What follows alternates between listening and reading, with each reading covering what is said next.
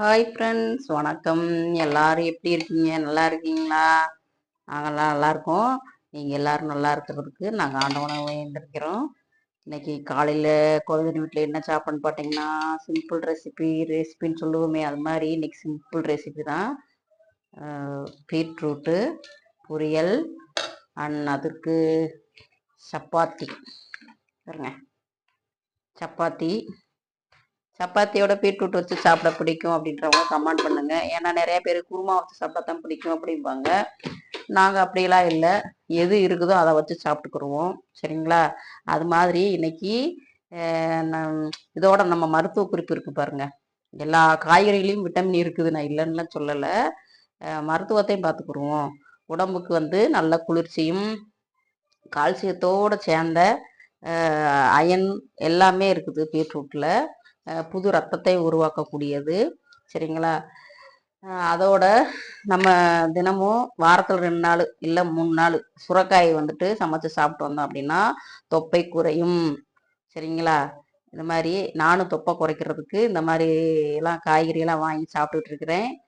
எனக்கு சுகர் இருக்கனால சுகருக்கு வெண்டைக்காய் சாப்பிடுங்கிறாங்க, வெந்தயத்தை சாப்பிடுங்கிறாங்க, நிறைய ரெமெடிஸ் இருக்குது. எல்லாமே சாப்பிட்றோம். ஆனால் எல்லாருக்குமே எல்லாமே செட் ஆகுறதுன்ற இல்லை. ஏன்னா அவங்கவுங்களுக்கு அந்த உடம்பு அதை ஜீரணிக்கக்கூடிய கெப்பாசிட்டி வேணும் இல்லைங்களா? இயற்கையே நமக்கு உணவே மருந்தாக தான் இருக்குது. பட் அதை ஏதாவது ஒன்றை நிரந்தரமாக நம்ம பயன்படுத்திக்கிட்டே வரணும். சரிங்களா? எல்லாத்தையும் அது இதுன்னு சொல்லிட்டு போட்டு நம்ம சாப்பிட்டு இதில் குறையும் அதில் குறையும்லாம் சாப்பிட்டோம் அப்படின்னா நம்ம உடம்பு உபாதை ஆகிடும். அதனால ஏதாவது வாரத்தில் 2 1 அப்படின்றத இதை குறைச்சிட்டு அதை குறைச்சிட்டு இது. இப்போ ஒரு தடவை வெண்டைக்காய் சாப்பிட்டோம் அப்படின்னா 2 நாளைக்கு ஒரு தடவை சுரக்காய் சாப்பிட்டோம்.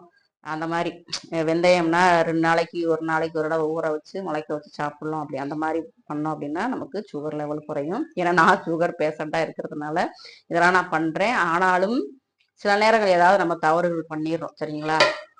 அதனால இப்போ டேப்லெட் எடுக்க வேண்டிய சூழ்நிலை உருவாகிருது. நான் இப்போ டேப்லெட் கொஞ்சம் எடுத்துக்கிட்டு தான் இருக்கிறேன். அதோட இதையும் நான் விட்டுறதில்லை. ஒரு நாள் விட்டுற நாள் எனக்கு என்னென்ன கிடைக்குதோ காய்கறி கீரை அந்த மாதிரி எல்லாமே நான் சாப்பிட்டுக்கிட்டு வர்றேன்.